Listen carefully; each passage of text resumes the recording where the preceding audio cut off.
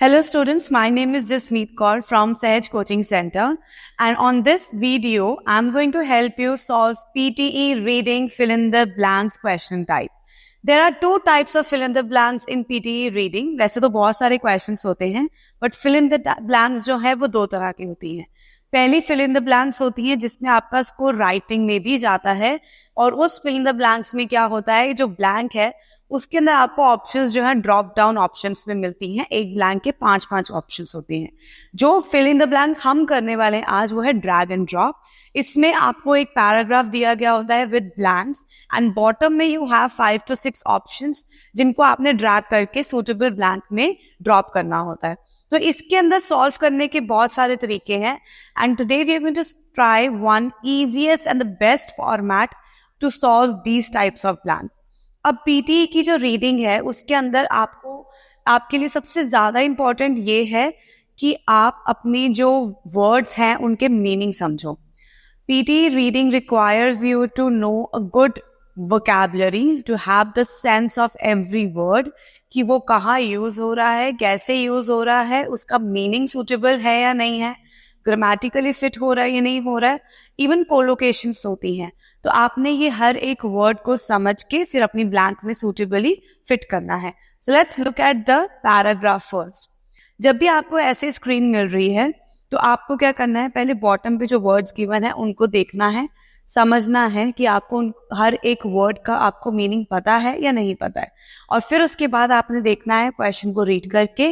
इसके अंदर ज्यादा टाइम नहीं लेना है, हर एक स्क्रीन का अपना सूटेबल टाइम है. So you need to work very quickly, ताकि आप जो आने वाले क्वेश्चन है उसके लिए टाइम जो है आप वेस्ट ना करें. सो हमारा पहला वर्ड है cost, amount, company, rent, unit, bills.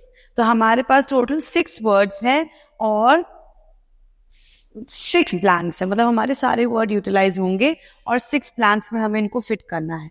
अब इसको करना कैसे है, I am going to read the sentence and देखेंगे कि वहां पे क्या फिट हो रहा है, क्या सही से वहां पे सूट कर रहा है. सो हमारी लाइन है, most housing agencies would pay the utility dash for tenants generally because individual dash in development don't have individual meters. The family pays its own dash to the utility dash और agencies deduct and dash from the families dash. अब हमें यहाँ पे देखना है कि total क्या क्या है हमारे पास. देखिए, अब हम बात कर रहे हैं यूटिलिटी एजेंसी जो कुछ पे कर रही है यूटिलिटी को फॉर द टेनेंट्स. अब यूटिलिटी क्या है, यूटिलिटी की पैसे होते हैं, यूटिलिटी के चार्जेस होते हैं, यूटिलिटी का रेंट नहीं होता है. Utility is always the cost. तो हम यहाँ लिख देंगे कॉस्ट. हमारा यहाँ पे ये वाला वर्ड ऊपर शिफ्ट हो गया. Then generally because individual dash in development.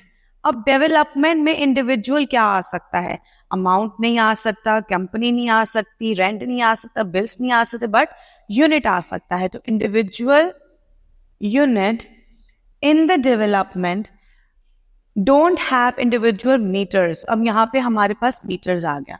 Development की बात कर रहे हैं कि इंडिविजुअल जो एक ब्लॉक है डेवलपमेंट में, जब हम डेवलपमेंट की बात करें तो वो हमारी आ रही है, उसके अंदर हम बात कर रहे हैं सोसाइटीज की, हाउसेस की, वो हो जाता है हमारा डेवलपमेंट. तो यूटिलिटी जो डेवलपमेंट में है उनके इंडिविजुअल मीटर्स नहीं होते. The family pays its own dash to the utility dash. तो कंपनी अपना खुद का क्या पे कर रही है, तो अगर रेंट है नो, वहां एजेंसीज लिखा हुआ है, तो its own bills to the utility dash और एजेंसीज. अब एजेंसीज के साथ साथ क्या आ सकता है, कंपनी आ सकता है. तो अगर एजेंसीज है तो उसके रिलेटेड मेरे पास वर्ड है कंपनी और agencies deduct and dash. Now you see हमारे पास यहाँ पे हमारे पास एक आर्टिकल है एंड, जो सिर्फ लगता है वाउल्स के साथ.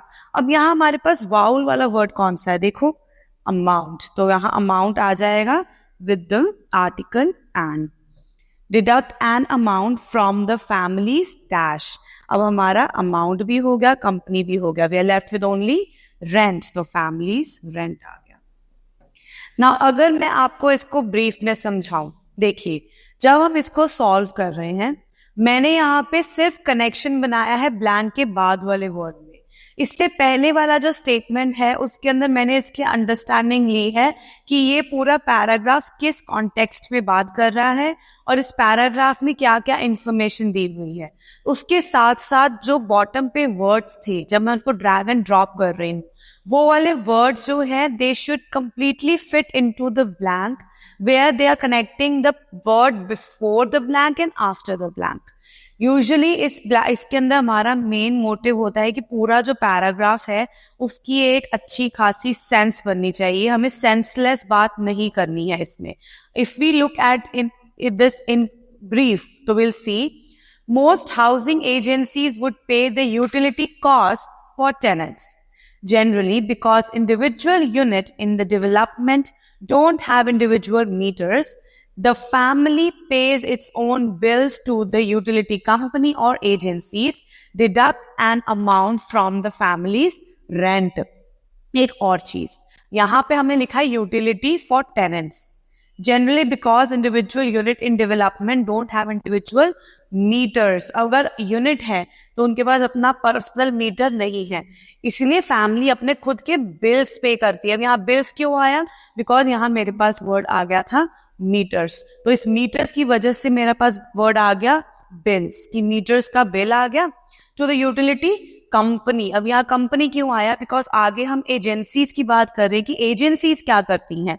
तो अगर कंपनी को आप इंडिविजुअल मीटर के हिसाब से बिल पे कर रहे हैं तो कंपनी अपने बिल्स ले रही है और एजेंसीज क्या कर रही है, वो एक अमाउंट डिडक्ट कर लेती है फैमिली के रेंट के साथ, क्योंकि हमें वहां पे जब भी हम कोई रेंट पे घर ले रहे हैं, फ्लैट ले रहे हैं, हम वो एजेंसीज के द्वारा जो है हायर रेंट पे लेते हैं, तो वो रेंट में से काट लेती हैं अमाउंट।